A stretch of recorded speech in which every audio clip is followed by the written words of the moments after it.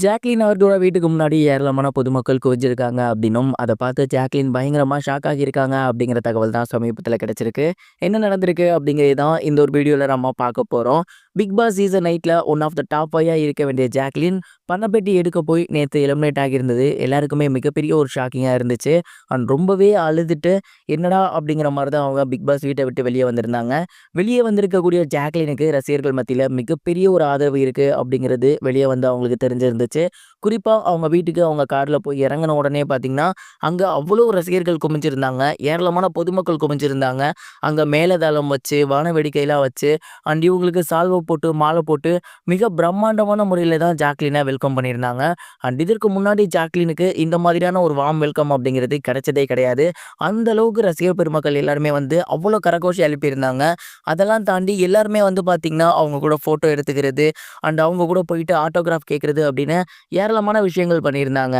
தொடர்ந்து நிறைய ரசிகர்கள் ஜாக்லினுக்கு கிஃப்ட் கொடுத்துருந்தாங்க, ஃபோட்டோ ஃப்ரேம் கொடுத்துருந்தாங்க, அண்ட் அவங்கள வரைஞ்சி கொடுத்துருந்தாங்க.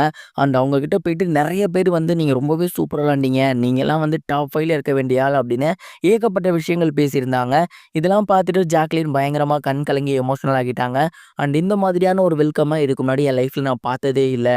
நான் பிக் பாஸ் வீட்டுக்குள்ளே என்னோட பேர் எப்படி இருக்குங்கிற ஒரு பயத்தில் தான் இருந்துக்கிட்டே இருந்தேன். ஆனால் வெளியே வந்து பார்த்தா இவ்வளோ பேருக்கு நம்மளை பிடிச்சிருக்கு, இவ்வளோ பேர் நம்மளை கொண்டாடுறாங்க அப்படிங்கும்போது இதை விட அந்த டைட்டில் எனக்கு பெரிய விஷயம் கிடையாது. உங்கள் எல்லாருக்குமே மிகப்பெரிய ஒரு நன்றி. உங்களோட சப்போர்ட்டால் தான் நான் இவ்வளோ நாள் அங்கே இருந்திருக்கேன் அப்படின்னு ரொம்பவே எமோஷ்னல் ஆகி அவங்க ஃபேமிலி மெம்பர்ஸ் முன்னாடியும் சரி, அங்கே இருந்த ரசிகர்கள் முன்னாடியும் சரி கண் கலங்கியிருந்தாங்க. அந்த ஃபோட்டோஸ் அண்ட் வீடியோஸ்லாம் இப்போ சோசியல் மீடியாவில் ரொம்பவே வைரலாக போய்கிட்டு இருக்கு. அண்ட் இதை பார்த்துட்டு நிறைய பேர் அவங்களுக்கு சோசியல் மீடியாவில் வாழ்த்துக்கள் சொல்லி வந்துட்டு இருக்காங்க. நிறைய பேர் சோசியல் மீடியாவில் ஜாக்லின் வெளியே வந்தது அப்படிங்கிறது டோட்டலி அன்ஃபேர், மில்லி செகண்ட் தானே, கணக்கில் எடுத்துக்காமல் இருந்திருக்கலாம் அப்படிங்கிற மாதிரி சொல்லி வந்துட்டு இருக்காங்க. நீங்கள் என்ன நினைக்கிறீங்க? ஜாக்லின் வெளியே வந்தது ஃபேரா அன்ஃபேரா? உங்களோட தாட்டை கமெண்ட் பாக்ஸில் ஷேர் பண்ணுங்கள். இது ஒரு புறம் இருக்க, டைரக்டர் சங்கர் ரீசெண்டாக ப்ரெஸ் மீட்டில் அவரோட அடுத்த படமான வேல்பாரி படத்தை பற்றி பேசியிருந்தார்.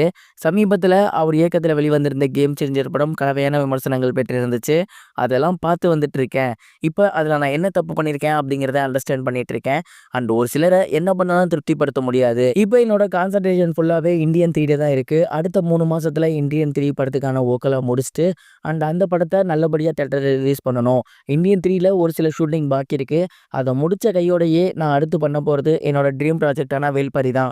கிட்டத்தட்ட 3 பாகமாக அந்த படத்தை எடுக்க போகிறேன். நான் இதுவரைக்கும் பண்ண தப்புகள் எல்லாத்தையும் அனலைஸ் பண்ணி அதை ரொம்பவே நல்லபடியாக டெலிவரி பண்ணலான்னு இருக்கேன் அப்படிங்கிற மாதிரி சொல்லியிருந்தாரு.